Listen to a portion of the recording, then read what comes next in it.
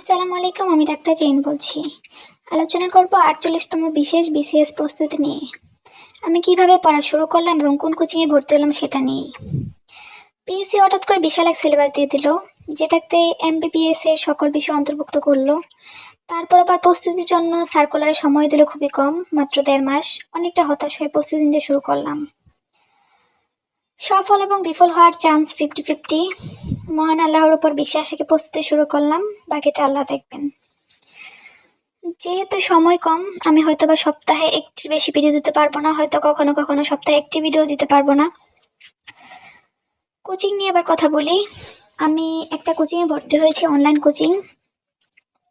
কোচিংয়ের নাম হচ্ছে সিনেপস মেডিকেল একাডেমি, যেটাতে ভর্তি হয়েছি।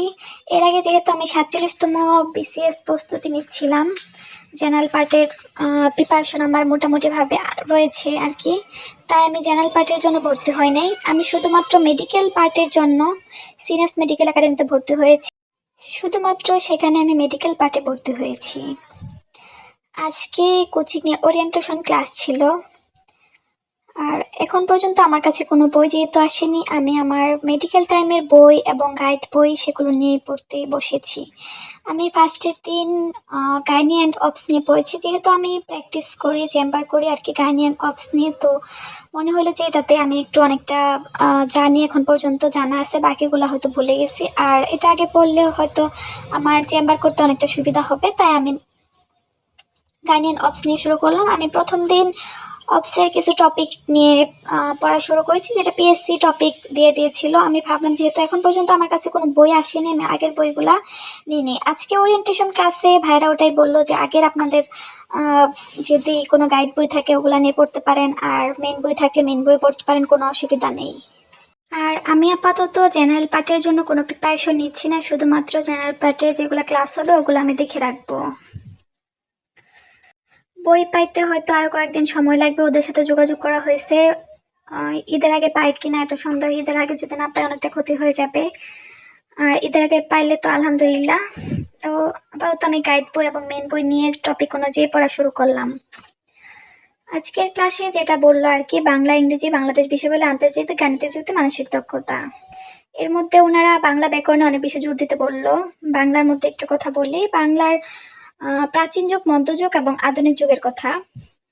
প্রাচীন যুগ থেকে একটা কোশ্চেন আসবে, মধ্যযুগ থেকে একটা, আধুনিক যুগ থেকে 3টা। এর মধ্যে রবীন্দ্রনাথ এবং কাজী নজরুল থেকে একটা, মানে হচ্ছে প্রাচীন যুগ, মধ্যযুগ এবং রবীন্দ্রনাথ, কাজী নজরুল থেকে ওই 5টার মধ্যে মোট 3টা কমন পাবো, বাকি 2টা, বাকি সবগুলো পড়লে কমন পাবো। এরপর বিগত 39তম বিসিএস এবং 42তম বিসিএস এ কোন কোন টপিক থেকে অনেক বেশি কোশ্চেন আসছে ওই টপিকগুলো নিয়ে পড়তে বলছে, ওগুলো আমি নোট করে রেখেছি খাতায়। যদিও সময়ের অভাবে ওগুলো আমি আর শেয়ার করতে পারতাছি না। এরপরে হয়তো আমি একটা ভিডিও দেবো আমি কি বই কিনলাম এটা সম্পর্কে। এরপরে হয়তো আমার আর ভিডিও দেওয়া সম্ভব হবে না, সবাই আমার জন্য দোয়া করবেন। আর আমার লেখা মানে আমার লেখা মোটামুটি ভালো, কিন্তু এখন যে দিন হচ্ছে বই থেকে দেখে আমি নোট করতেছিলাম, মনে হচ্ছিল আমি সত্যি সত্যি মানে ডক্টরদের লেখার মতো। আগে সবাই আমাকে বলতো যে আমার লেখাটা ভালো, ডক্টরদের মতো মানায় না, ডক্টরদের লেখা তো ভালো হয় না, একটু খারাপ হয়। তো আজকে আমার কাছে মনে হচ্ছে যে আমার লেখাটা আসলে ওরকম হয়ে গেছে। গত 2 দিন আমি অপসে টপিক পড়েছি, যেমন বলি fertilisation, implantation, placental barrier, placenta, আর pregnancy, antenatal care, postnatal care, তারপর হচ্ছে normal labour, postpartum haemorrhage, placenta, এই টাইপের টপিকগুলো পড়েছি আর কি, এবং কিছু অংশ বাদ রয়ে গেছে। আর আমি একটা নোট খাতার মতো করেছি, যেটাতে লিখে রাখলাম আর কি, যেহেতু আমি এখন পর্যন্ত বই পাচ্ছি না। আর জেনারেল পার্টের জন্য তো আমার বুক লিস্ট ভিডিও করাই রয়েছে, ওগুলো আমি পড়বো, কিন্তু এখন আপাতত আমি জেনারেল পার্ট নিয়ে মাথা কামাচ্ছি না। জেনারেল পার্টটা পরীক্ষার ডেট একদম ফিক্সড হয়ে গেলে তখন আগে হয়তো 15 দিনের মতো টাইম দেবো, বাকি যে টাইমটুকু পাবো ওই টাইমটুকু আমি শুধুমাত্র মেডিকেল পার্ট করার চেষ্টা করব। তো আজকে এই পর্যন্ত, আল্লাহ হাফেজ।